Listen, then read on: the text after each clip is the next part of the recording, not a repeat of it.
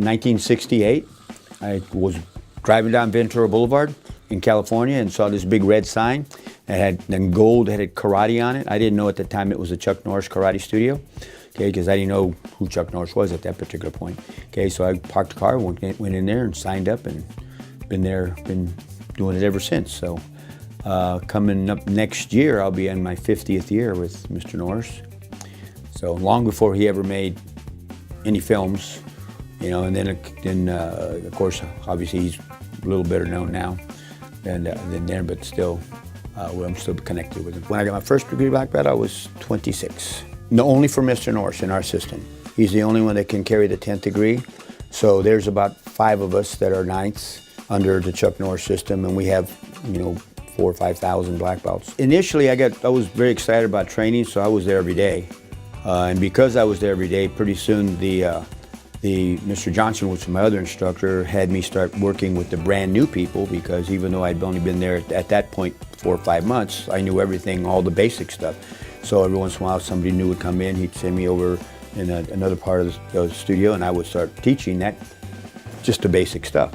Okay, and so from that point on, basically I became, you know, an assistant, you know, because, you know, everyone else was training 8-9 hours a month. I was training 40 to 50 hours a month.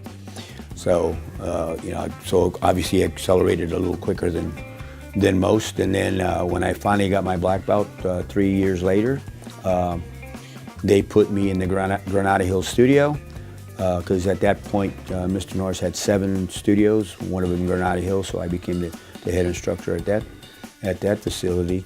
And then Aaron, his brother, just got out of the Army, so they put him as, he was a red belt at the time, so they put him in that studio as the manager. So we hit it off right away, so we've been buddies for almost 50 years now. And then, of course, when Chuck started making movies and films and all that, you know, it was pretty, you know, I'd worked out with him a zillion times, so I was, you know, easy for me to be the bad guy or go in there, but most of the stuff I did in film is choreographed, is fight choreography. So, but then again, every once in a while they put me in front of camera, so I'll be the bad guy more often than not. And so I've done about 8, 9, 10 of his films and a bunch of Walker, Texas Rangers, and then done demonstrations all over the world. Our favorite one was at the Grauman's Chinese Theater in Hollywood. We did the opening demonstration for the Bruce Lee's Enter the Dragon movie, which, because, of course, after that became worldwide, and now at that point everybody in the world knew who Bruce Lee was. So that was kind of a fun situation. But I've traveled with Chuck all over the world doing films. And one of the things that I did was get blown up in a truck. I did stunt work, fight choreography, and acting. So that was a fun one.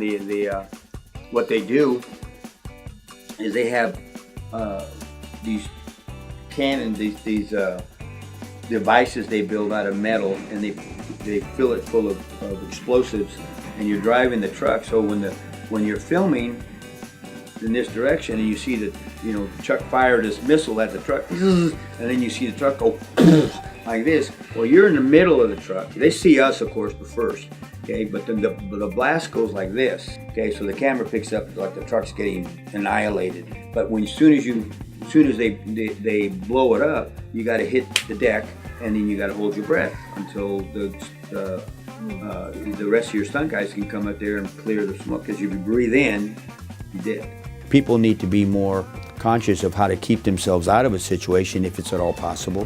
And in some of these situations, of course, you know, you're watching a movie, you're in the library, you're somewhere, and all of a sudden someone starts blasting away. You need to know what to do to have the best chance of surviving the situation. So now is obviously an excellent time for people to start learning self-defense and what to do, and if they get attacked, how to handle it.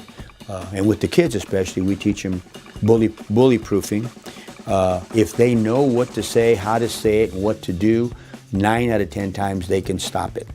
They don't know that until they learn it. So we teach them how they have to stand, how they have to look, what they have to do with their bodies, how they have to talk to the person, et cetera, so that the bully will more often than not back off. For the one bully out of that 10 that doesn't back off, we show them how to take them to the ground, lock them up. I love working with kids. I love seeing, and sometimes the older ones, even the adults, it's great to see someone come in that's like this, you know, and little by little they all start looking up at you, and sometimes they won't even say, call their name, and they don't even say anything. And little by little, pretty soon their shoulders go back, their chest goes out, their head goes up, and pretty soon it's, yes, sir, you know.